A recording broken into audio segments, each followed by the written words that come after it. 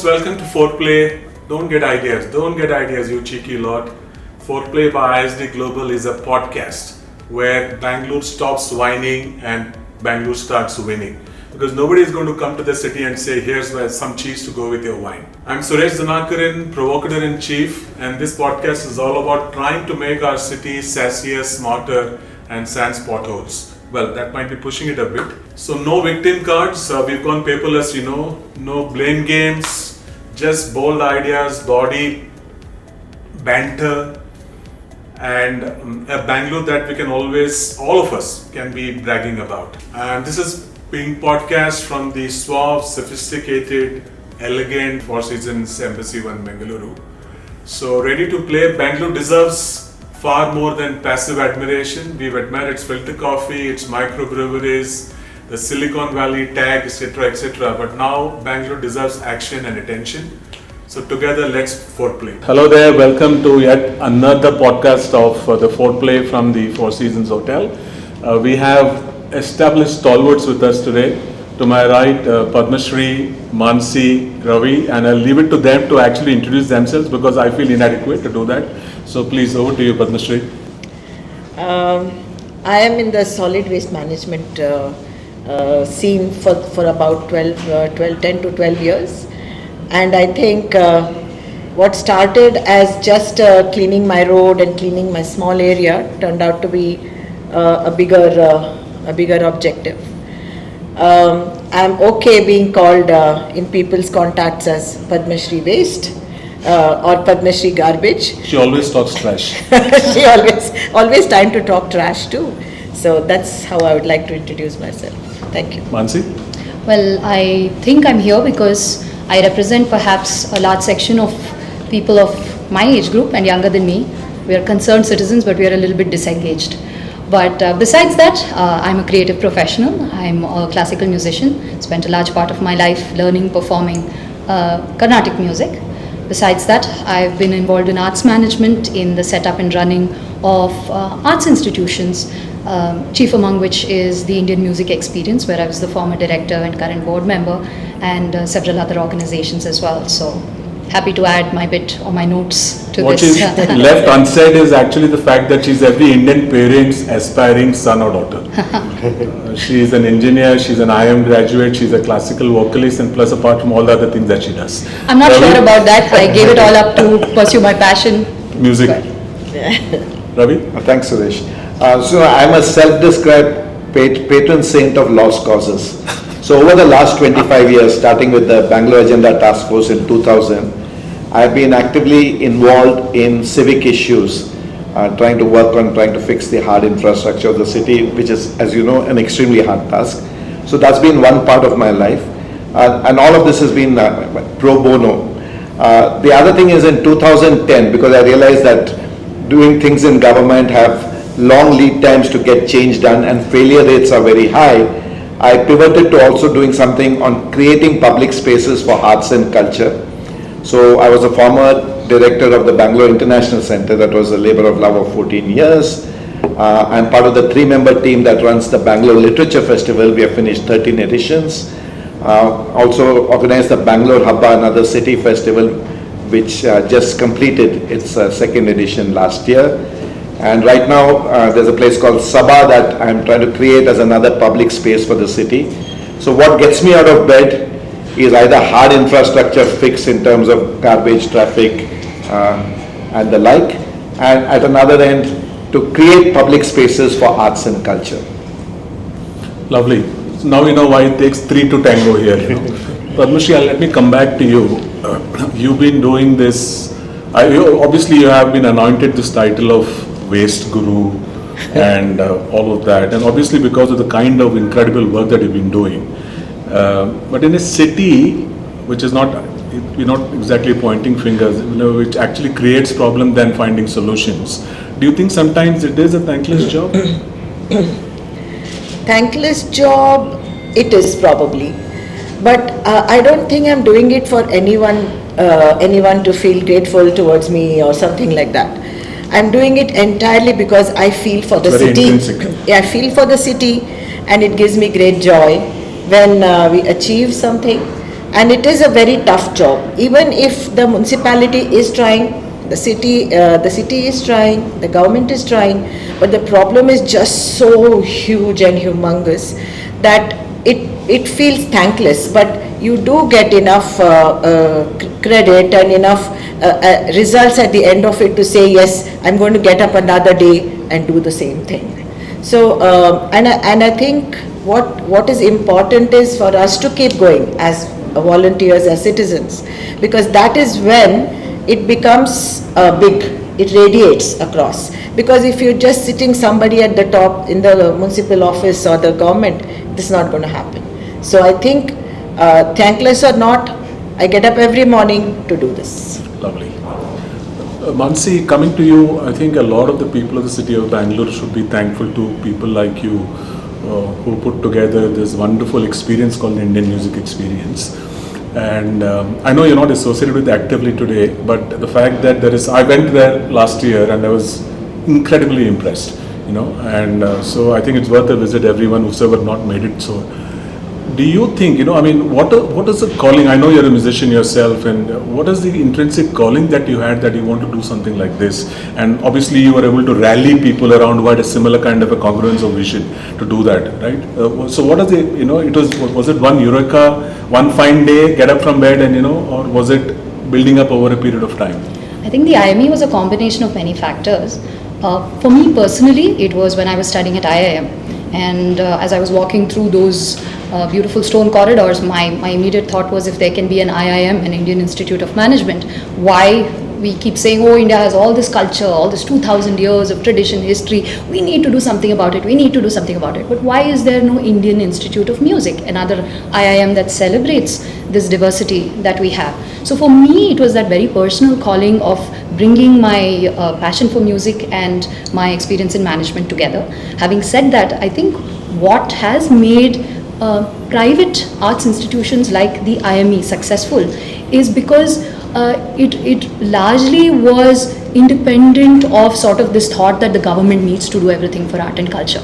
The IME was really one person, Jai Shankar, chairman of the brigade group, saying, hey, I want to back this idea of setting up an art center, and if the government supports it, well and good, whoever wants to come, well and good, but let's just go ahead and do it, because it's enough of talking, enough of sort of saying it needs to be done, let's just go ahead and do it. So it took 10 years, more than that, to set it up. Large number of people from sort of the arts world, from construction, from tech. It was really a coming together of what I feel is very symbolic of Bangalore, which is this melting pot of different ideas that comes together. And of course, I mean, as I said, the IME is one example. There are several others across the city. And I think in Bangalore, in many ways, has shown that it is possible to create this idea of a cultural fabric without necessarily saying this is the government's responsibility.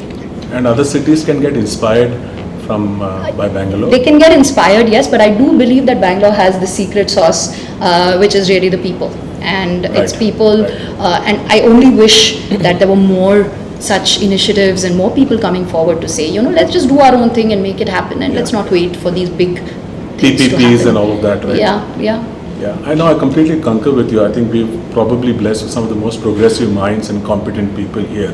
So it is not a surprise that these kind of initiatives happen here and get executed here. Ravi, coming to you, you've been, kind of showing the light to businesses trying to work their way through the Indian maze. You have the pulse, the insights, the research numbers, and all of that. That is so quintessential for businesses to run what they do. And you're also kind of inspiring communities. You're doing so much of other kind of work that obviously will continue to do that. I'm just asking on a slightly different note, and if Bangalore were to be given a LinkedIn profile, okay, what would it be actually? One is the usual suspect, which is the Silicon Valley of India. The other one would be the traffic chaos capital of the world, or work in progress since 1537. So I would actually say Bangalore's LinkedIn profile will be, it can be whatever you want it to be. So there are many Bangalores. That's beautifully put. It means possibility. Exactly. It's all about the power of what's possible. Jawaharlal Nehru, when he came in 1962, he gave a talk in Bangalore when he came to Bangalore. He said, there are many cities in India, that reminds us of our past. There are cities in India that gives a sense of the current. But if there is one city that gives us a sense of the future, it is Bangalore. So this he said in 1962. And ironically, he gave this talk while opening the Bangalore Municipal Corporation. That is where he gave the talk. Oh, the irony. So the thing really is, that really would be so I really think that, like they keep saying, there are many Indias. Whatever you say about India, the opposite is equally true. I think that also goes for Bangalore. So Bangalore could have these frustrating traffic jams, or a garbage problem, or a water shortage, or a flooding in another season, but at the same time coexist with the Indian music experience, something else happening in arts and culture, people like Padma Shri really showing you that clean neighborhoods are possible. They both coexist. So we are basically, I think really, she used the word melting pot. In a way, we are a melting pot of also this, the good, the bad, and the ugly. It's all mixed together. I don't think there is one clear Bangalore, and you say, and I think these old monikers of Pensioners Paradise, Garden City are really done and dusted. Absolutely. So coming to you, Padma Shri, I know we human beings suffer from what is called the deficiency detection syndrome, right? We're always wonderful at finger pointing, nitpicking, etc., etc. In your experience, since you've been working on this particular area for such a long time, you would have noticed a constituency which is absolutely unconscious, insensitive to the need of the hour, but you also would have noticed something that is a model constituency. Yes. Would you want to share some talk about it? It all depends on how you get the people around you. For instance, if I take the case of Koramangala, where I have started, that is my little lab, you can say. So I found that initially everyone is extremely indifferent and entitled because they have staff to do all their job. So when we would go to their place and say, can I speak to the madam or the person of the house who will know about segregation, I would never get to that person. I would only get to the driver, max I would get was to the maid of the house. So if we say we are going to fine you, whom do we fine? Because that challan will never reach that person. But the very same people, with our constant awareness programs and reaching out through various small tech platforms of email and WhatsApp and other things, we have been able to get these people together. And we were able to set up a center in Koramangala with the help of the residents. So this was a very conscious constituency, as you can say, that we were able to do it. But there are areas where I was just not able to do it. It's because waste has that icky factor around it, which tells you that I don't want anything with waste in my backyard. So that famously called as NIMBY, which is not in my backyard. So in waste we encounter that a lot. So people say my real estate value falls when you set up a waste processing center. So then you have to bring them all, show your waste center. It doesn't smell, it's really very state of the art and things like that. So we have areas where we have banged our head and we have not been able to get through. And there are places like, Koramangala, etc., where we are able to get through. And the other thing is, what I found was, it was easiest working in a slum. It was the easiest because they generate the least amount of waste. So if we told them we will come at 7 o'clock and pick, they would put it through their, through a rope in a small bucket, and it would be down at that time when the auto came. So it was very easy to set up slums. It was very hard to get into the really wealthy areas. And also I found that waste management is inversely proportional to your education. That's well said, yeah. Inversely, we have a whole lot of software companies who walk through our block in the afternoon and they throw majige packets and Tropicana packets and Pan Parak packets in a container which clearly says leaf composter. So we get all kinds of. Absolutely. I think we suffer from suffocation and conspicuous consumption, Yes. And that line about the inversely proportional to education is brilliant, absolutely. I would agree with that. I think, if speaking from personal experience, if there is hell, the next thing after that is, I'll be a little controversial here, being on an RWA, our Residents Welfare Association Committee. And some of us, of course, one of the problems is I think a lot of us in Bangalore feel it's cool and it's fashionable to talk about sort of global issues. You know, we have opinions on wars, we have opinions on what's happening at the national level on, you know, right wing versus left wing, but where change happens is really in the very smallest, tiniest levels of local self-government, which in our cases is perhaps being involved in the communities that we live in. And I completely agree with you, which is that the higher up you go on the economic ladder, the less you think that waste is my problem. Yeah. It's just, you know, we are so used to Amazon boxes coming in every day, we are so used to packets, and we've almost become blind to this idea. And I think change really starts when more of us, and when I say us, I mean people of my age group, younger, start getting involved with this local self-government, which is, you know, be involved in your community. I know it's easier said than done. We all have our lives to lead. And at some point, it is the government's responsibility to take care of some of this. So I don't think there's anything wrong with pointing fingers and saying, government, do your job. Yeah. We elected you for it. Yes. So, Yes. So in fact, just to add to that, I'd like to really, you can paraphrase or re-paraphrase Mahatma Gandhi. He said, be the change you want to see. Absolutely. The way I would change it, looking at our behavior, be the change that you want others to be. We are very opinionated on what others should do, but we rarely look into the mirror saying we are behaving like that. Yes. So what we really need is to be able to do the things that we expect others to do. We forget that we are the biggest violators of what Correct. we don't want others to do. Yeah, well put, well put. Coming back to you, Mansi, I'm letting the cat out of the bag, okay? And I hope this strikes a chord with you. A little birdie tells me that there are 3 anthems being designed for Bangalore, okay?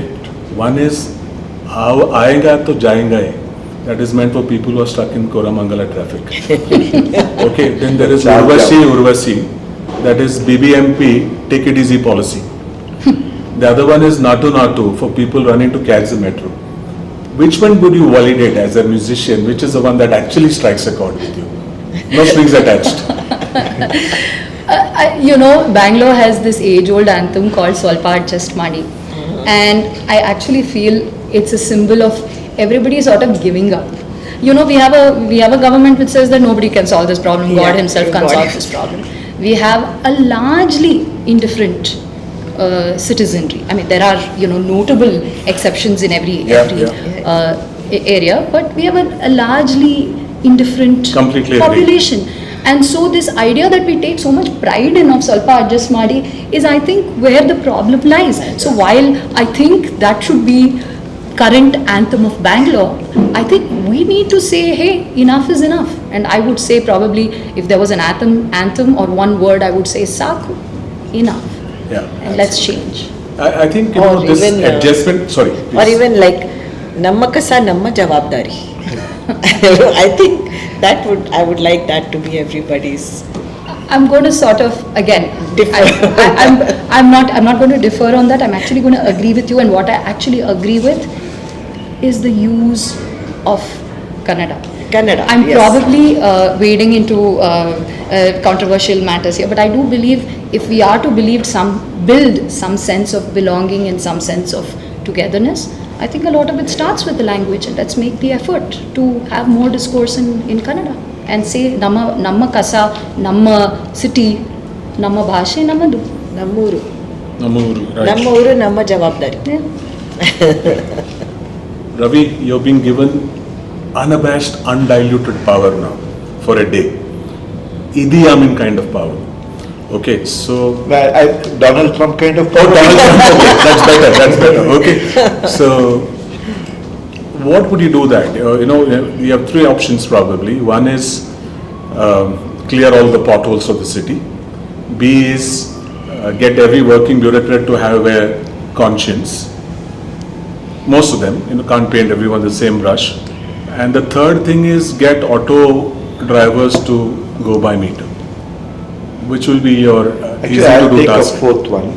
So I have to, because I'm Trump, so I can do whatever I want to do. Go beyond the brief. And while he might say that the law doesn't mean anything, Actually, the one thing I would push for is embracing the rule of law. See, if I can uniformly have everybody follow the rule of law, irrespective of your position in life, you jump a signal, you get this thing for that. You drive rashly, you get pulled up for that. You throw waste where you can't throw it. So I really believe if I were to be in charge, the thing that I would embrace and possibly show as the leader is saying that I am just going to get people to follow the rule of the law. You drive on the footpath, you will be hauled up and you will be cooling your heels, because you see, if somebody came to you with a gun, you would think he has an intention to kill you. When you see a two-wheeler on the footpath, I have to assume that he wants to kill me, he wants to maim me, because he has no business, he or she has no business to be there. But we see that day in and day out. So she had mentioned about Saku and enough. I feel that the path back to our progress is to first say rule of law is paramount and supreme, and it will be uniformly applied. You kick in the rule of law, my belief is a lot of other things will follow. If you see the Western nations that we admire, or you look at, let's say we say Singapore and places like that, there's this fundamental thing that rule of law is what matters in terms of. Now, just as an aside, I must mention this thing. It's a little story. I remember I was coming back from a flight overseas, and you know what happens when a plane lands, people start immediately opening in spite of all the announcements. So I told this person, it was obviously an overseas OCI, and I said, why are you doing this? It's going to take another 10-15 minutes. Let's just sit. He said, you have no idea how much I've missed being able to do this. I have been overseas fully committed that I can't do these things. For me to return to the country is the freedom to do this. So that sort of summarizes this thing. So that I really feel. So because I don't want to pick up the auto guy and say, because the auto guy not running per meter is symptomatic of a far bigger malaise. Yeah. There's far more corruption and far more things happening elsewhere. So I wouldn't want to single that guy. Pothole, I don't know whether Yamaraja also can fix it. I mean, unless you fix this fundamental thing. That's really my take. Yeah, just to dovetail into that, actually you mentioned about the law. There are places where in some cases, you're guilty till proven innocent. Yes. Not like us. Yes. Sometimes I feel that we suffer from too much freedom. Yes. Breaking the red light, going across on the wrong side of the road, and coming from where I've lived for almost 20 years, it is absolutely. I can't even speak about it actually, because it's 20,000 fine and 6 months deportation and all of that. So there has to be some kind of fear of the law. Yes. Okay, because I think sometimes respect is too kind a word. Unless and until you are, you have that, unless there is a citizenry conscience, as Mansi mentioned, right? And I'm mentioning this at a time when the rules-based order is crumbling across the world. Yeah. So I'm actually contrarian. I'm actually saying that is what we really need to embrace to fix the place. While I only partly agree with that, because I think there's probably nobody here who hasn't broken a law. All of us have. All of us have. And partly that's because we believe a lot of the laws don't make sense. And the laws are probably the tip of the iceberg of an entire society that works. And without getting into specific examples, be it in terms of traffic, be it in terms of real estate laws, the laws just don't make sense. And if we are to wait for legal reform to happen, I'm playing a bit of devil's advocate. Yeah, I agree, but this is the mentality that See, people but Mansi, have. I don't disagree that we have bad laws, and therefore, but that cannot be a justification saying the laws are bad, therefore I have to break them. That's all I'm just saying. I mean, then you better make it your cause to work on changing the laws that you don't like. That's really how I would look at it. Because otherwise it's a cop-out. Everybody can repeatedly cop out saying that this is the thing, and therefore, because then it becomes a rationalizing that it is okay to think. Then on waste, I mean, the people who are throwing waste in her garden and park, they will say... So we had a very interesting thing about, we made our own rules. So that rule was not existing, and it is not really a rule. It is chhadi maar.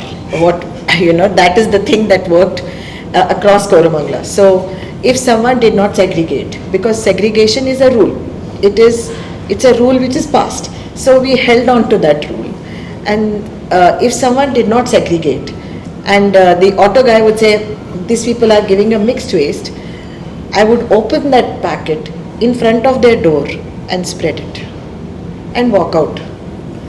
They would come raging at me and saying, how can you do this? I said, you are doing it to the people in the landfill, the children near. Your waste is going there. Those kids are getting affected if you don't segregate. I am telling you, that person never repeated that mistake. He would every day segregate and give. He or she would segregate waste and give. Because that was such a horrible penalty that we gave to them. So sometimes you have to be tough when people are not listening. How many awareness programs, how much of gentle talking can you do to somebody when you're giving them the same message every day? So we have to go slightly. And you have to be ready to name and shame or we do things like that. We do name and shame, yes. But even then, somehow it doesn't. They'll say, oh, my driver didn't do it. Oh, my maid didn't do it. Oh, that was a mistake. Oh, I didn't know about it. So this was the best thing. You jump over it and go, or you get that stink from that for the whole day, including diapers and pads. Nothing was picked. It was just spread in front of their house. It works like magic. This is for all of you actually. Is it so difficult? Forgive me for stating the obvious and asking the obvious. Is it so difficult that urban planning and infrastructure can go hand in hand? Is it so difficult? We are a land of very, very competent, capable people, right? Is it so difficult? It is very, very, very difficult. Very difficult. And I'll tell you why. Actually, at the heart of it, first thing, of course, we have a constitutional defect. Going back to our constitution, they set out the central government as a clear tier of government, the state government as a clear tier of government. But when it came to cities, they unfortunately used an expression saying local bodies. And in the constitution, the local bodies have become vassals of the state. So we are actually, since independence, paying the price for it. There was something, I don't want to get into detail, but there was something called the 73rd and 74th Amendment to fix this, but the 74th is seriously flawed. But therefore you have a birth defect, where the third tier, now for example, if they had gone out and said that the third tier of government is a city government, then people like Padma Shri would have been able to influence even more, because the third tier would legislate, would do its own laws. And it's ironic that our founding fathers didn't think of it, because if you really look at it, Rajendra Prasad, Nehru, Rajaji, Subhash Chandra Bose, Sardar Patel, all of them cut their teeth in politics in city government. Rajaji in Salem, Bose in Calcutta, and they all cut their teeth actually before they went to national politics in local politics. But when they came, somehow they felt we were okay for universal suffrage, one person, one vote. They were confident about that, but they just felt that the third tier of city government, the country is not ready for it. If they had done that, we would have been more in control of our destiny. Today what is happening is that we are not in control of our destiny. We are at the mercy of the state, and the state and their heads have their own priorities, and more often than not, the state's chief ministers are not urban dwellers in the sense of understanding cities and their culture. So the problem starts there. Then there are other problems of corruption is huge. Let's not even brush it under the carpet. It's huge. It's endemic. If you could just ring fence the money given for a project and spend it or not, Bangalore will look like a better place. But the leakage is so high. So corruption is huge. The lack of competence in system. I mean, if you actually take a month sabbatical, Suresh, and spend it in government departments, you will be appalled in the state. I'm not talking about corruption. You might become a richer person, but I'm talking about in terms of capability, which is why my years of involvement with the system, my belief is that the answer to start fixing the place lies in collaboration. There are strengths outside of government, not only civil society, energy, people like Padma Shri, etc., working in this space. There is also know-how and competence, technology, and other things that exist outside government. And there are certain things that government is good at in terms of being able to run this large machine. We need to find mechanisms for the two to work together. Today, for the last 10 years, Bangalore doesn't even have a master plan. And we're just going day in and day out and we're okay with it. So, in every sphere that you see, and nobody is going to sleep in the state, in the context of Bangalore, saying Bangalore is my problem to fix. There is nobody who owns it. There is no accountability. You can pass the buck to someone. Have you seen anybody getting charge sheeted for anything? I mean, you might have flooding. Today, I'll tell you, as a society, I think the urban, the pedestrian statistics of death injury on the roads is roughly 2 every day. 2 people are either getting maimed or dying. And many of the deaths are because they are swerving a pothole and a bus comes and hits them. Is it affecting anybody? We just think we are a city of 14 million, 2-3 gaya to kya hua karke. We become very inured, insensitive and very accepting of serious mediocrity in this place. And my own sense is, unless the collective, and I'm going way beyond small token citizen participation, my belief, I'm sorry I'm taking a little longer time and you can always edit it out. The thing here really is 95, or I would say even 98% of the citizenry, their whole stance is I pay my taxes, I pay my bribes, make the place work. There are few people who are active in the Resident Welfare Association who get, but the average person has got a life to live, a family to this thing. To expect them to come out and engage with the community, not going to happen. And unfortunately, what's happening really is they are seriously frustrated, but they just don't know how to get together with some collective action to get that change that is required. And unless we have that moment, no more. I keep going, I think I agree with her, Saku, enough, no more. And you have almost like a mass uprising saying, we are not going to take this anymore. That is when some needle will move and saying business as usual will not work. We have a very dysfunctional system, trust me. I've been in the belly of the beast. It is terrible. Yeah, I mean, Ravi, extremely well spoken, and I can't agree more with what you say, which is to expect, the average person on the street to say, I already spend like 3-4 hours on the road, I spend time at work, I have my family to take care, and now I need to carve out time to contribute to all these city initiatives, is tough, but probably that's what the city needs. Why is this so difficult? And again, one can probably say a few things, right? Why does urban planning and infrastructure and development not go hand in hand? The pace of change in a city like Bangalore is fast, is very rapid, and the planning needs to be that much faster to keep pace, because as you know, every large infrastructure project, by the time it comes to fruition, is ancient history. It's obsolete. So this idea of the planning has to be as rapid or more rapid than the pace of change, and that's the only way that things can change. Secondly, I have a feeling that in the city nothing is sacrosanct. For example, let's talk about public spaces, right? Public spaces are nice to have, but it's okay if it's not there. That is the attitude that we have. Whereas if you look at some of the best planned cities in the world, in terms of citizen welfare, in terms of the health and well-being of people who live there, public spaces are crucial, they are essential. You cannot compromise on these things. But in a city like ours, it's like, what, we'll see, it's okay, well, let's deal with it. Swalpa adjust ಮಾಡಿ. Exactly. And the third thing I think is just this, what are our priorities, right? I think there is this misplaced sense of priorities as to, we are sitting here on a day where there is, the news in the papers is about an aarti that's going to be happening a few kilometers from here to somehow magically bring in awareness about water conservation, right? So Fortunately, we are not talking about a tomb.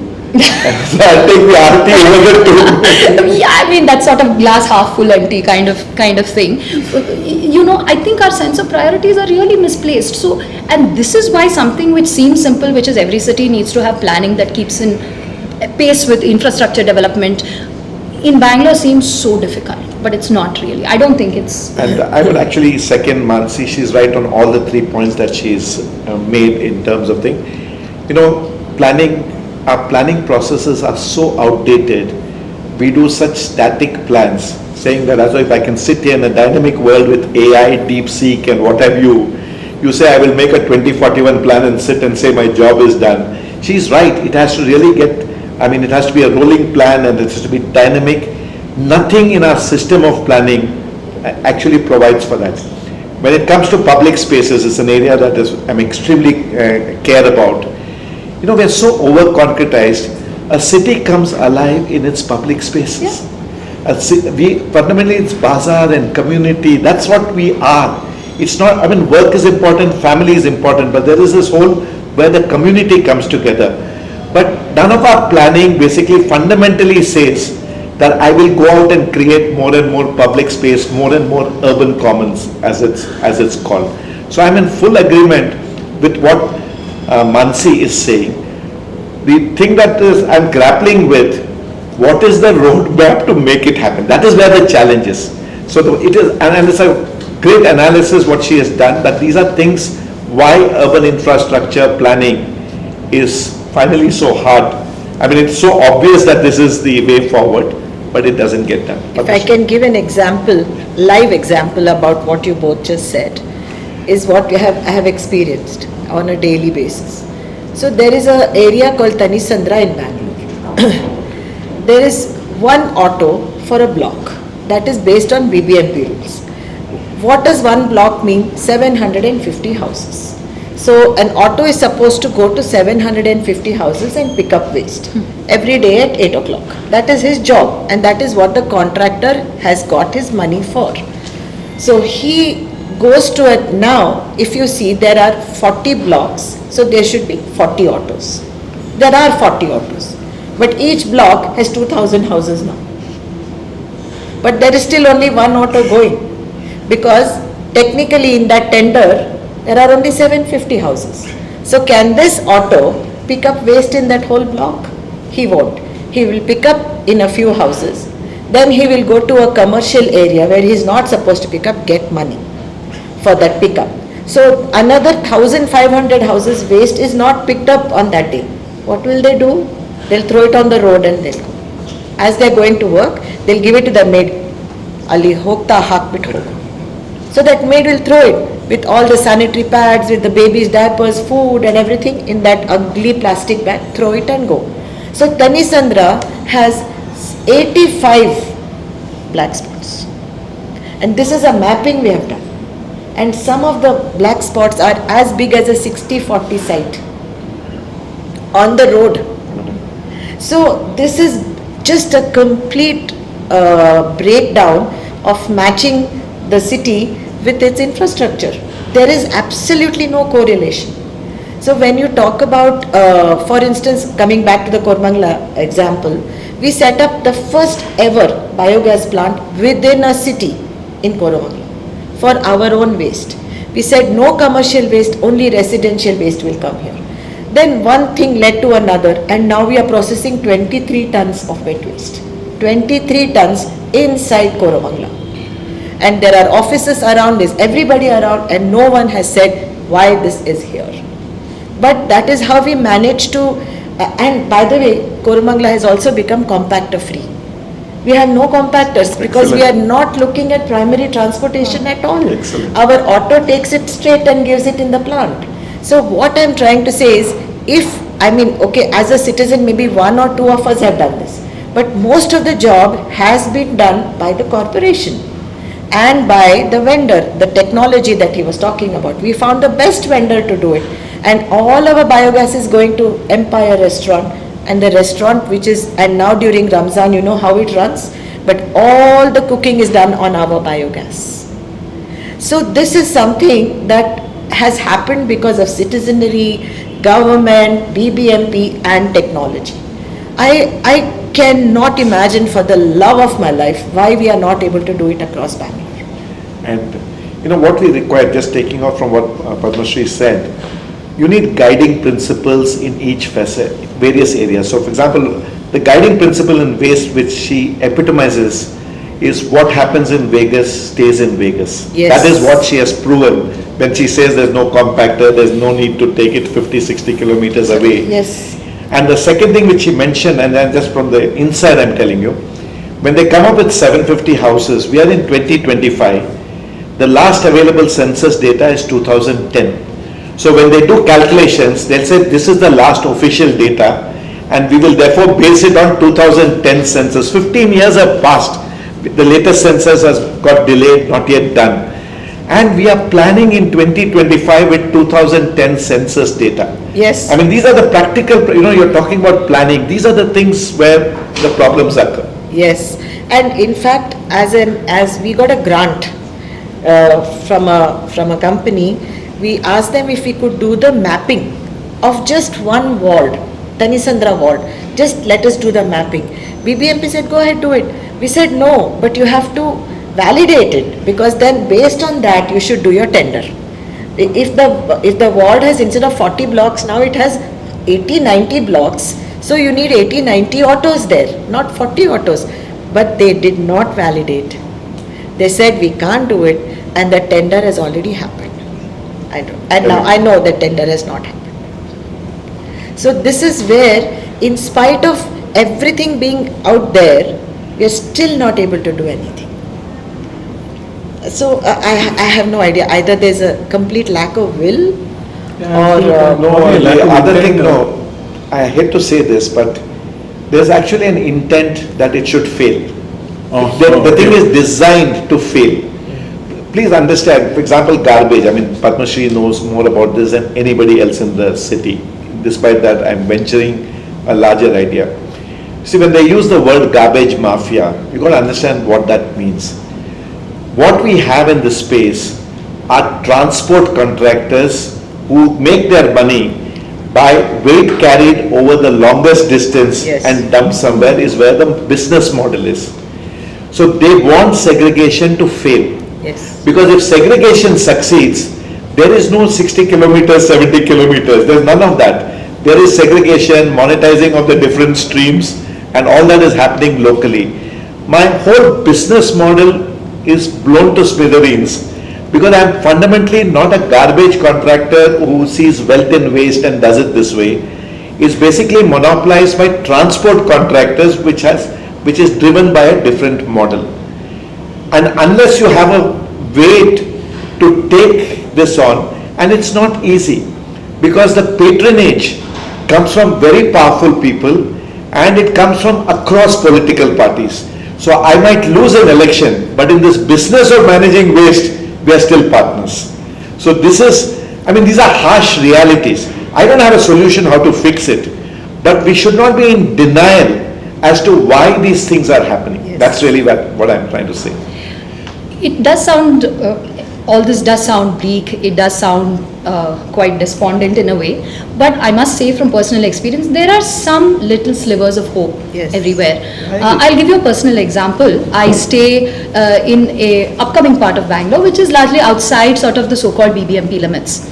And what happens is, because of the fact that it's outside the city, so-called, a lot of animal waste from restaurants across the city comes. There's open land around where I live, and it's dumped there in the middle of the night. Now nobody knows who does it, and clearly these transport guys are incentivized because they say I've traveled 50 kilometers and I put it out there, but they don't know that it's actually coming in someone else's backyard, right? And this is flagrantly against all laws related to waste management. Now, in my community and the communities around, there are software engineers, people who are busy with their jobs. Nobody's going to go out on the streets and protest and rally the villagers around. So we said, let's do something simple. It may or may not work. We coordinated an email blast to the BBMP commissioner, knowing full well that we are not even within the BBMP limits. We said 9 a.m. Monday morning, he's going to be hit with 150 emails or more saying, this is a problem, please do something to help us. Within half a day, there was a waste inspector who went all around, spoke to the local police station, spoke to the local panchayats, and put in place some measures to at least bring in some sort of preventative fear in the villages around, because it's probably some contractor from there. So there are things that we can do even within the purview of our limited time or being a keyboard warrior. I mean, I don't endorse just going on X and ranting, but if we can just use our collective power even without leaving our homes. Yes. There are slivers of hope. Without a doubt. There are, as I said, whatever you say, the opposite is also true. So one of the reasons that we still continue to function as a functioning city are stories like this. There are many of them multiplied, not only in garbage, it's across the board that you find. I think probably migrating the drawing room outrage to real world action. Each of us can do a bit is what the moral of whatever you are collectively articulating. I actually wanted to ask you. You are someone who's now a part of the city, but I'm sure you have perspectives on where the solution to these problems lies. So, a couple of things. I shared that blog post with, and apart from a lot of brickbats, I was coming to terms with the fact that tenacity, resilience is, tolerance of mediocrity and incompetence is masquerading as tenacity and resilience. Correct. Adjustment culture. Swalpa adjust madi, right? Chalta hai, other parts of country. So unless and until we become really, really actively involved, we are in control of our destiny, to use your terminology.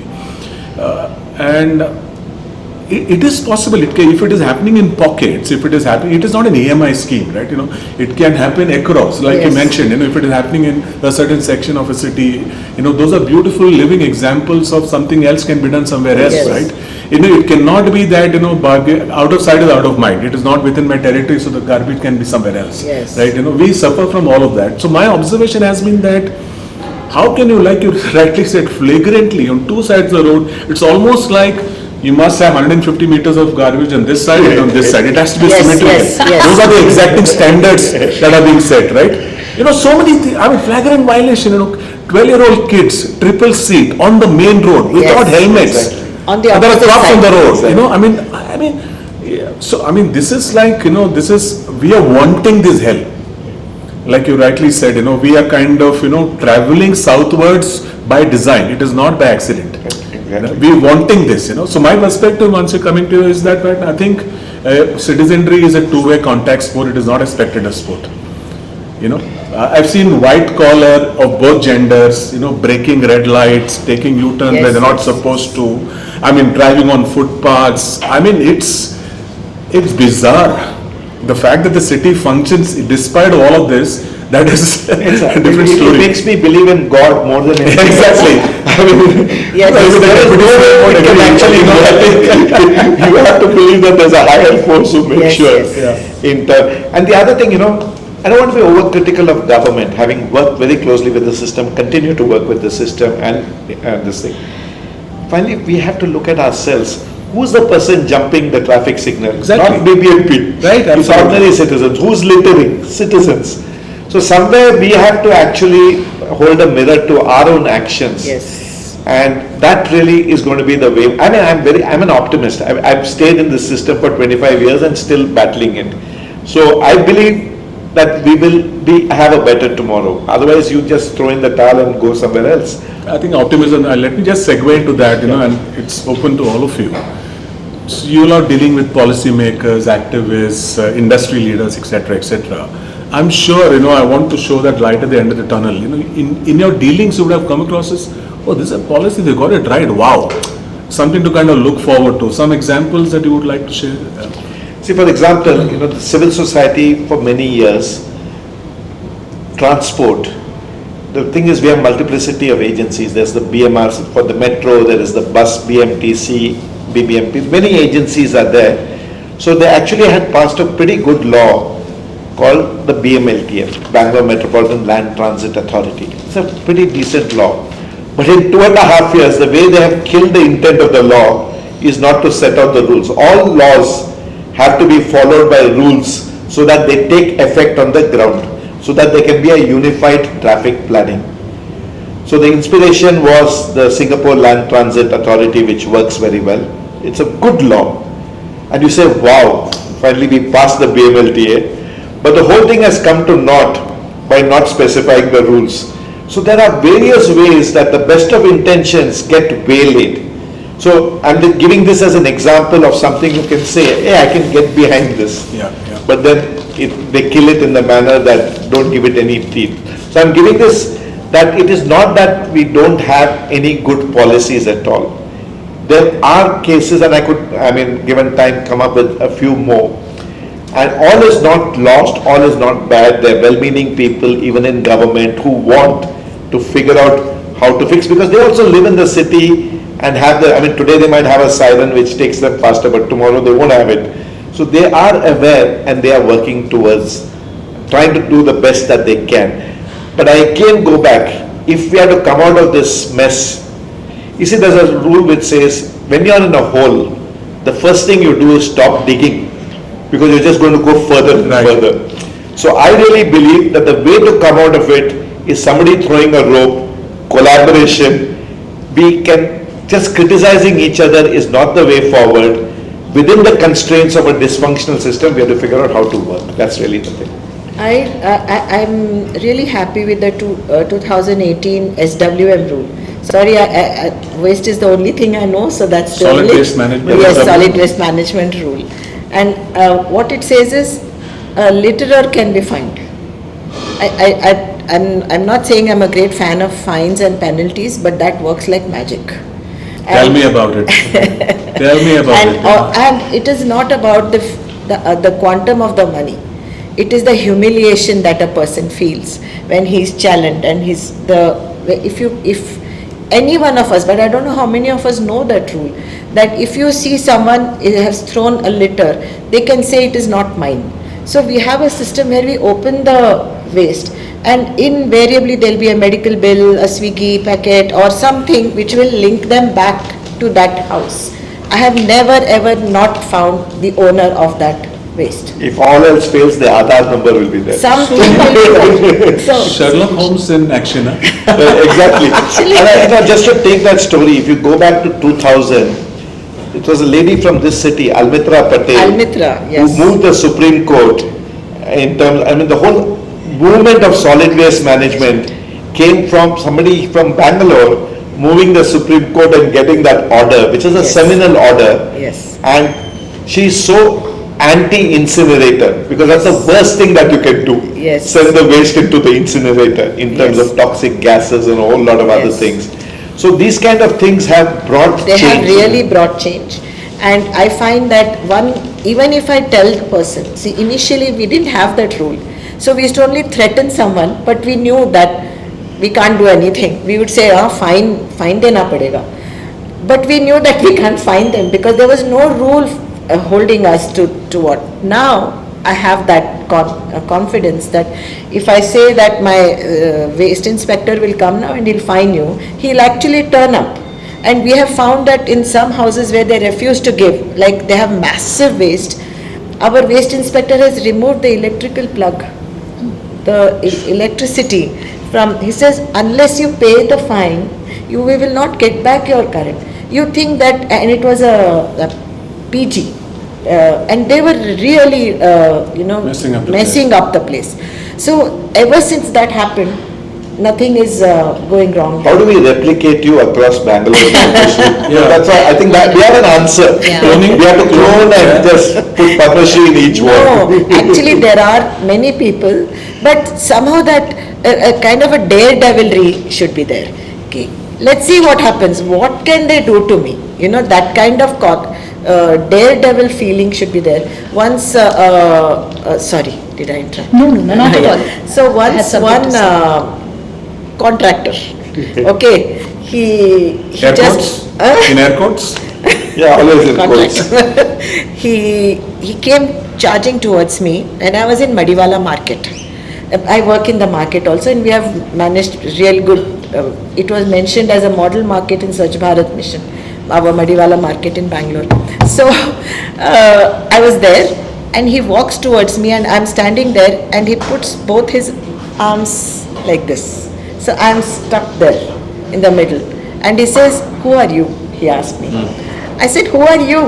Then he says, "I've seen you in the BBMP offices. Who do you think you are?" I said, "I'm a citizen of Bangalore city. You tell me who you are." He said, "I'm a contractor and I'm seeing that you're doing all this thing in Madiwala and all." I said, "You have any problem with me? Speak to BBMP. Because I don't have any rights to pass any laws." No, madam, what you say happen." I said, "No, it doesn't happen." But he did not allow me to move. That day the Swachh Bharat mission director had come to see the market. Then I called out to him. I said, "Sir, will you please come?" But this guy still wouldn't let me go. From there, I called Sarfaraz Khan. I don't know. He was the SWM Joint Commissioner. I called him and I said, "Sir, I am being accosted by a contractor. I am not able to move." Then he said, "Madam, something." I mean, he immediately, kind of made me feel comfortable. And he said, "We will take care of this fellow. We know who he is." And the marshals came and they clicked pictures and all that. And then the Swachh Bharat Mission director actually just held me and said, "Come into my car." I didn't have the guts to go in my car. I went in the Swachh Bharat Mission directors. We went to the other places, and then I called my MLA. I said, "Sir, I've got accosted like this." He said, my MLA said, "You will never see this man again in your life." Ever. Oh my God. I don't know what I don't know how But he told me, "This man is never going to enter Coromandel." And in the night, he was caught, put in the Madiwala police station. And he called me from there to apologize. "Madam, I will, sorry for whatever I did." So, you need to be that strong. So, this idea of fearlessness is something that I think, and much admiration to you for having the guts to stand up. The purview that I have is of the world of art and culture. And I believe there's a lot of power there to be fearless without necessarily being extremely confrontational. In fact, the purpose of art, many people may not know this, but we think of art and culture, in music and dance in India as being, of course, partly traditional and partly entertainment. But there is a third purpose of art which I don't believe is being fully harnessed. I'll tell you why. The very foundation with which classical arts in India started was, and I'll tell you the story about the Natya Shastra, right, where it is said that why was art created? It was because the gods were bored and they put up this play where there was Indra and the Asuras and a war between them. And this was the subject of the play and it was presented. The Asuras were not very happy with how they were portrayed in the play. So they were going to attack the actors on stage. And Indra then placed gods at the four corners of the stage and said, "This stage is sacrosanct. You can say whatever you want to say when you are on stage. No one has the right to stop free speech."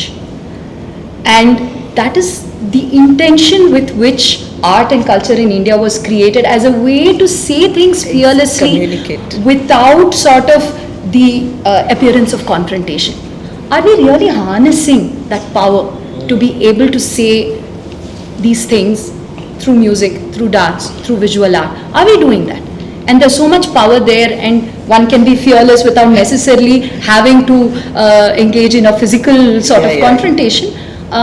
Let's do that. Way back in, look at the way rap originated. Rap was a rebellious way of, fighting the system, right? It's like, look back, we very easily kind of cocoon ourselves and take safety behind, "I don't have the power," right? So just imagine Martin Luther King saying that, this civil rights, it sucks, but I don't have the power, I can't do anything. Or Mahatma Gandhi says, "The Brits stink, but I don't have the power." Somebody has to kind of do that, and all of us have the power. We don't want to, we are escape artists. Right? Like you rightly said, we begin to do our bit, right? Some of us are better than the one of us. Agreed. In fact, just to take on from Mansi's point, at BIC, Bangalore International Center, we say we are a platform for informed conversation, arts and culture. In a polarized world, you need these kind of safe spaces, what she said. And it's not just freedom of speech to be outrageous for the sake of being outrageous. But places where you can have a civilized conversation, you can agree to disagree in an agreeable manner, and as opposed to being the kind of extremism that you sometimes see. It's extremely important to support those spaces. And Padma Shri, a piece of unasked for advice. The next time somebody asks you, "Who am I?" who are you? give Peter Sellers' answer in the party, the movie Party. Okay. Peter Sellers plays an Indian. So somebody asks him, who do you think you are? He says, in India, we know who we are. So that is what you should say next time around somebody asks you that. So, collective again, question, how do we make this into a meaningful movement, I mean, in our own small little way, and make those dents in the universe that we are all aspiring to, and how do we translate intent into real world action? What are the things that we can actually galvanize, channelize, starting as always, charity begins at home, and all of you are doing some yeoman work on that front. But how do we kind of galvanize the community wherein we are going far beyond lip service and taking those small steps, having those little milestones to kind of achieve and look back on? Because like you said, possibility. Yes. Right? We have to have that hope and the possibility, right? So, again, waste. We know you have a very vested interest in So, we have these wonderful days called Environment Day and Earth Day, Earth Hour, and all those. And then we have World Food Day, we have this day, that day. So, and then you have somebody's birthday, Mahatma Gandhi's birthday. So, all those things work very well to get people galvanized, especially in schools. And my awareness programs that I do, 90% are in educational institutions, schools and colleges. So, we find that is a very good way of spreading the message, because children can shame their parents like nobody else can. That's the power. Yeah. So children reverse engineer the whole thing. Yeah, brilliant. Yeah. They can tell their parents that they are doing a lousy work of their waste management and not concerned about the environment. So we make sure we push enough into the children. And we are creating zero waste campuses, zero waste schools, colleges, and helping them make it sustainable. So when children see neat and clean classrooms, which they themselves have done, there is no external person coming and doing all this, putting the waste in the right bin. I find that it is working extremely well. Government schools are showing great results, and they are able to sell their waste and in fact hire a cleaning person, which the government does not give them. They hardly have teachers. Where do they have someone to clean the school and clean the toilets and other things? So they are finding that if they keep their waste properly and they're selling it to the kabadi wala, which earlier they used to pay to take it. They used to pay someone to take their waste. Now, because of the segregation that we have inculcated in them, they are segregating waste and selling it and making enough money to hire a person. Just imagine. So this is the effect that we can do just by spreading the information, spreading the awareness about your own environment. Simple thing. So for me, I've been thinking a lot myself, and I think again I represent a lot of people who probably are concerned but don't know where to start, because there are so many causes, so many issues. One person can't possibly be involved with everything. So the way I started this process for myself was, one, thinking of the question, what are the things that I truly believe in? What are the things that I stand for and that I'm willing to sort of give a little bit of a time and take a little bit of a risk for? So the first step is really identifying for each of us what are those issues. Secondly, for me, it's also taking inspiration, right, from people around. Conversations like these or participating in dialogue is not just exchanging ideas, but I go back thinking, hey, you know what, look at all these wonderful people around me who are doing things, and what's preventing me from giving a little more to a cause that I believe in. And if each of us is able to move the needle just that little bit, collectively, I think it can make a huge difference. Beautifully put. I was looking at, I think all of us have received those WhatsApp videos, in one of the World Cup stadiums, after the Japan match. Yeah, they cleaned the up Japanese spectators cleaned up the place and went. And then you attend an IPL match with Chinnaswamy. And you're in a VIP hospitality Qatar Airways sponsored area. And it's daylight robbery. Elementary stuff. Okay, I mean, so exactly, I think unless and until it is percolating deep down and starting from within, it needs to be a rebellion, I guess, more than anything else. Sorry, I just came in between. Ravi, you had No problem. So see, I mean, both Padmashri, Mansi are speaking about what each individual, and I'm in agreement totally with it. My own personal experience, I've been fortunate at one level to be able to do some kind of top-down through the government more on scale level. So for example, when I was a member of the Bangalore Agenda Task Force, I was the author of the self-assessment scheme of property tax, which has become mainstream. So I've been fortunate.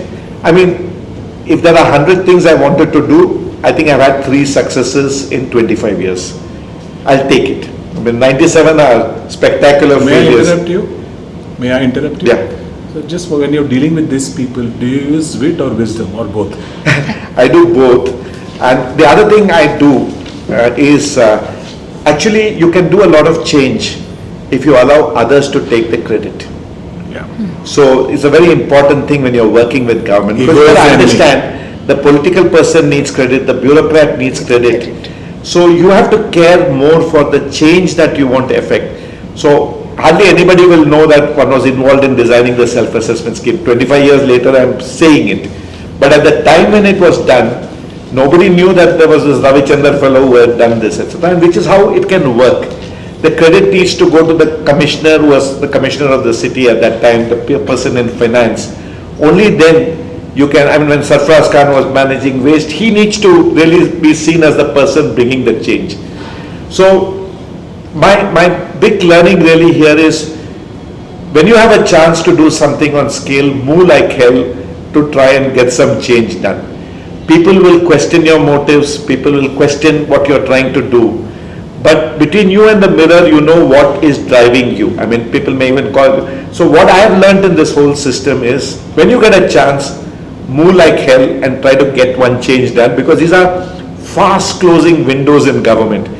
I was instrumental in the tender shore roads. I mean, you have went to the government and said that the most important people for whom you need to plan, not only in roads, everywhere, are the vulnerable. If we have a framework of planning that I will plan for the most vulnerable people in society, that rising tide will raise the. So the vulnerable on our roads are pedestrians. The people vulnerable on flooding are those living next to stormwater drains and in low-lying areas. So in different situations, the vulnerable people keep changing. Those vulnerable to health issues are something else. So what I have learned is these simple kinds of almost tools to say that if you can do X, Y, and Z, can we pick something which fixes it more for the vulnerable? The middle class and the rich will automatically, and vulnerable doesn't have to be poor. I could be a middle class rich person living in a potential flooded area. So I really believe that the vulnerability planning framework has worked very well. And therefore my point really is there's a space for everybody. Some like me who have been fortunate to be able to influence policy from within should try and do that. People like Padmashri, Mansi, who are working more at the grassroots level to bring incremental change, everything has a role. So so depending on which situation you are in this whole ecosystem, we elect our people, but we don't engage after that. We need to stay with the alphabet E. Right. We need to continue to engage. I understand that people are busy, they have a life, and I also understand that 95% of the people are saying the vote is my thing for democracy in the city, and therefore we need to figure out how to make the city work. I don't think it's fair to say that everybody must get engaged in ward committees, must get engaged in their neighborhood. It's not for everyone, and we have to accept and respect that they just may not have the time.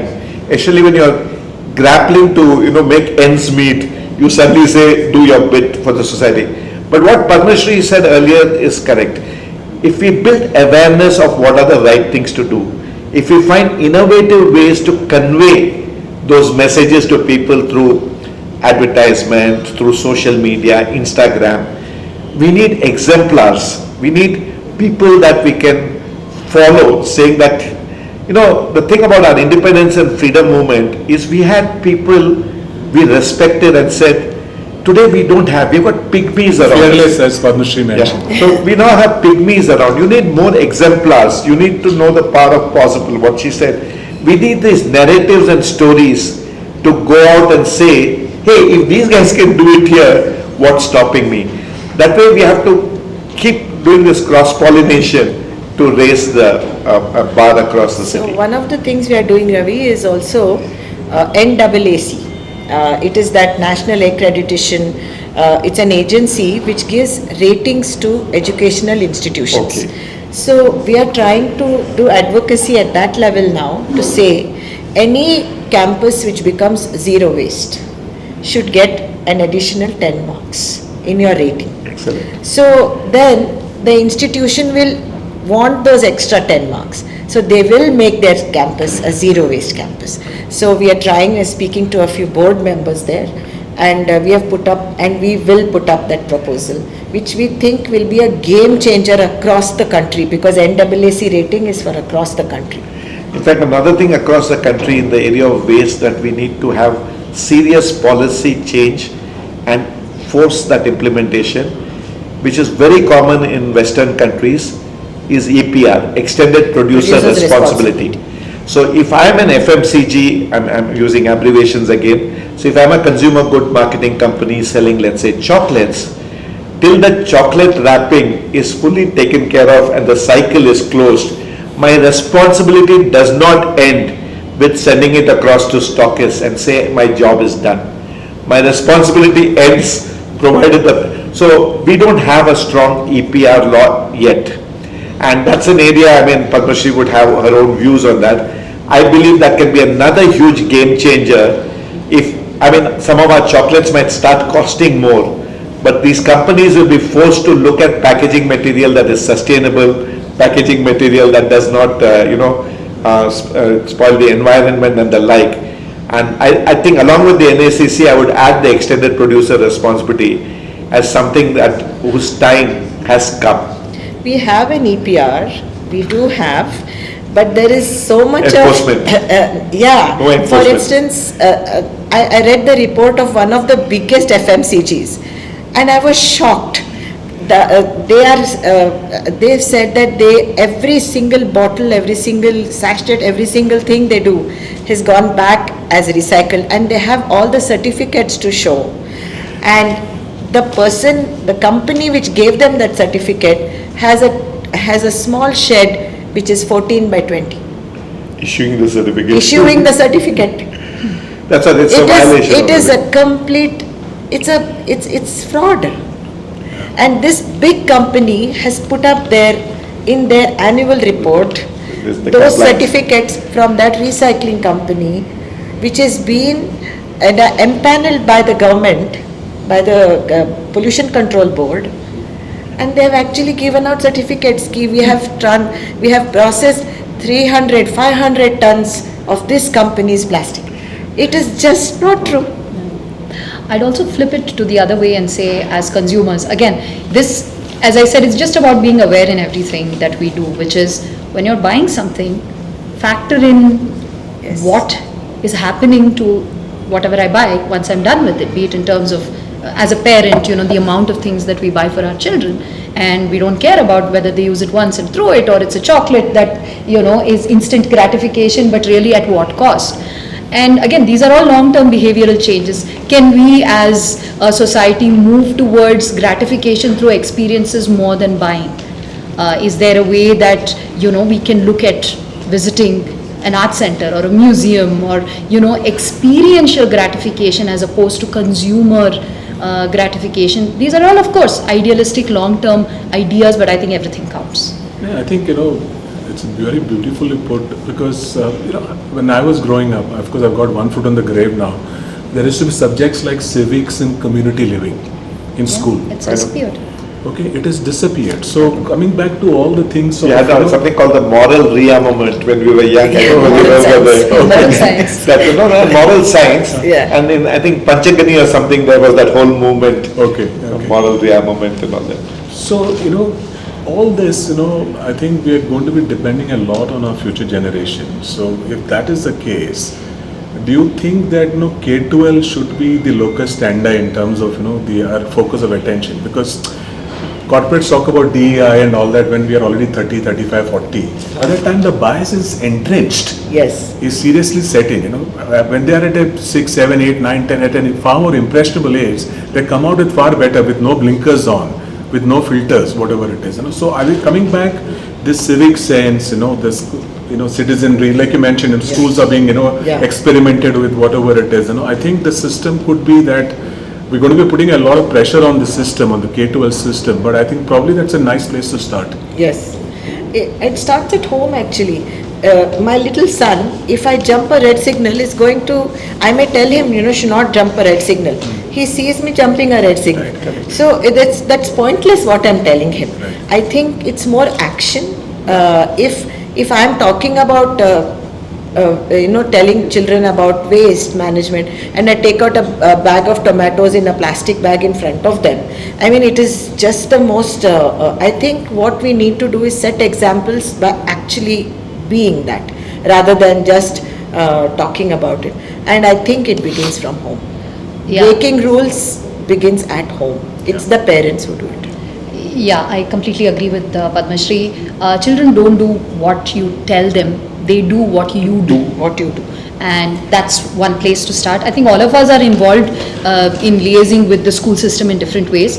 Personally, for the first time now, arts education, right from the central level down to the local levels, is been made a compulsory part of education. Thank God, earlier it was only STEM, right? Yeah. Now, So now they have as part of the condescendingly arts. add a STEAM. True. So the new national education policy makes arts as important a part of the curriculum as, say, your other subjects, and several of us are involved with writing textbooks under the curriculum. So for music, dance, theatre, visual art, and I think that's a great way to build in this long-term systemic change. It's going to take time, but that's where we got to focus. We have to begin somewhere, Yeah. right? And we are really a mutual agreement society on this. Catch them young, work on Yeah. that. The only thing I would add to that really is we have to use new age tools to get across to that generation.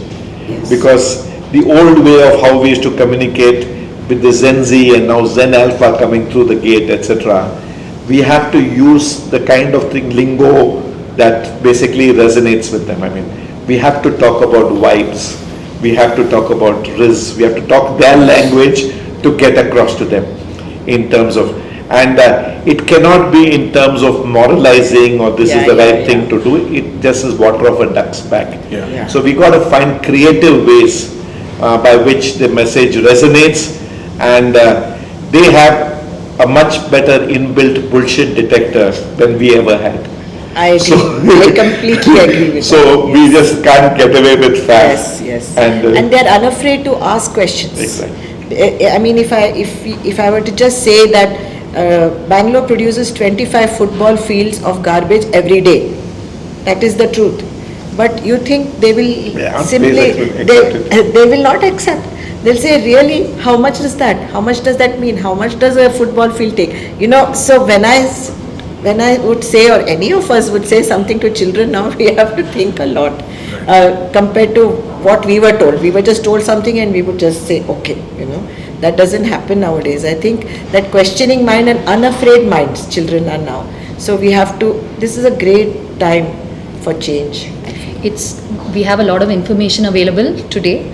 Having said that, conversely, there's a lot of misinformation and false information as well, which is why I think it's very important that we have authentic sources of information, which is why it's really important that those who are working are also taking time to communicate what they're doing, because if people like Padma Shri and Ravi and others are able to sort of reach out and say, hey, this is what is really happening, and don't believe what someone else who may not have the credibility might tell you. I think it's so important that we have that, because in this glut of information that we are surrounded with a reel a second, what do we believe? Yes.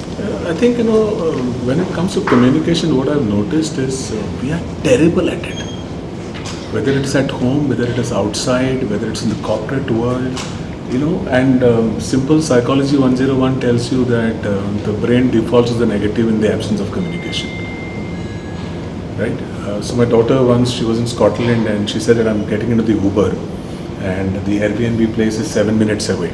That is 6:30. I was in Dubai at that time, and till 11 o'clock there is no news. And she's the one who will message. Yeah. Okay, I'm calling up a friend in New York. Yes, always. Understand? You know, typically, so the communication is something that can, begin to drive things. As you mentioned, interesting messages across, whether it need not be English, it can be vernacular. It has to be vernacular, etc. Vernacular. And you have to communicate. Relatable. And you have to do this, and it's got to be two-way. And the other thing which I think we need all to become is we've got to become better listeners. Yeah.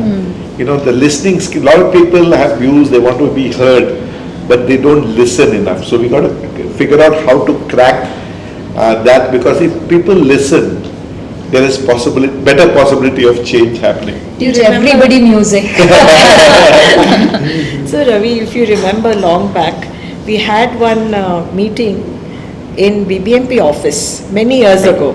So this was, there was this big, there were two sides of a group which said any waste to energy is bad. And there was this one says that the only solution for managing wet waste is composting. Somehow I was in between those two things, and I had invited Ravi and a few to discuss and understand what is the meaning of waste to energy, and is waste to energy that bad, horrible word that we all don't want to even talk about. Because I wanted to set up the biogas plant and for me that was waste to energy, because I'm converting waste to biogas, which is an energy.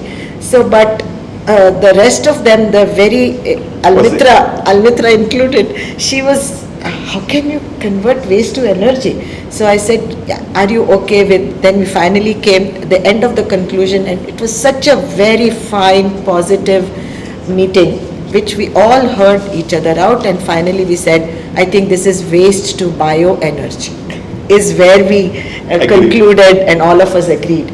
So I think this is where we are lacking. We are not having good sitting down, open, fearless arguments.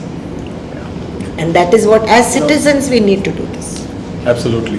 And like some wise soul is mentioned, if I get it right, listening is the highest form of generosity. Yes. I would agree with that.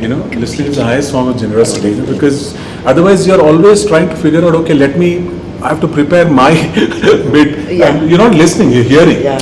Hearing is not listening, so it requires a different kind of a cochlear implant probably, So yeah, I think there is light at the end of the tunnel with people like all these people around. So let me take this opportunity to thank you all once again. Padma Shri spoke a lot of trash, but you don't need to read between the lines. That was all pearls of wisdom. Mansi actually, strung together beautiful chords that were, it will resonate, sounded really like music to our ears. And Ravi with wit, wisdom, experience, insights, is always for actionable insights that are, I'm sure, constructive feedback. I'd like to, I have to bring in a bit of music here. You spoke about Martin Luther King, who said, I have a dream. And we have an example in Karnataka of a famous poetess, Akka Mahadevi, who said the exact same thing several centuries before he did. So with your permission, I wanted to share a couple of lines of that poem. Akka keluva nanundu kanasa kande. Kanasu means dream. I saw a dream. Akka keluva nanundu kanasa kande. Nanundu kanasa kande. Akki adake tenginakayi kandenava akka keluva nanundu kanasa kande nanundu kanasa kande nanundu kanasa kande nanundu kanasa kande. So she talks about her beautiful dream. Very nice. So let's all not stop dreaming. Not at all. On this note, just quickly, just going tangential, Ganesh is also a filmmaker, and he's made a beautiful movie called Paristhiti in Kannada. It's about the people who live off temples. Oh, Okay, it's a worth watch. That is one, and he has a brilliant idea. I'm bringing it up. I'm just going a little tangential. Please forgive me, but he wants to revive Sanskrit. Okay, I think the thought is noble raised to X, right? And he wants to do it through music. And he says that like the rap or hip hop or blues or whatever it is. How do we kind of bring this into the attention of the general milieu? So it could be a regular disco song or whatever song, but it is done in Sanskrit so that people begin to look back at the language rather than it becoming ostracized and left out. So this is a thought that I had, and I thought he's the originator of that thought. Very good. very nice. So maybe you should pick up some conversation with the stalwarts here. In fact, BIC is going to do a program with someone who is deciphering the Indus Valley scripts and linking it. I mean, he's done a lot of research linking it with Sanskrit, etc. Oh, lovely. So there's going to be a talk around that as another point of view on the Indus Valley scripts. I'm assuming you're already in touch with the Melkote Research Institute. Melkote is the main Sanskrit thing in Karnataka. And if you're interested in that, I would suggest go to Melkote. There's a whole body of knowledge, but I don't think they have a clue how to remarket it in today's age. Communicate it. So if you can actually take that fountain of wisdom that exists in the Melkote Research Center on Sanskrit and find a way to demystify it and make it more mainstream, that itself will be a huge thing to do. In fact, in Karnataka there is a village called Mattur that you may all have Mattur. heard of, where everybody from even the milkmen know how to speak Sanskrit. It's a spoken language there, and a lot of musicians come from Mattur. So worthwhile seeing how they've been able to take a classical language and keep it alive in spoken word as well. Yeah. We had a Mattur Krishnamurti, if you remember. Yes, of course. Very famous person. Lovely. Okay. Nice way to end. Thank you so much. Everyone. Thank you. Thank you, everybody. Thank you.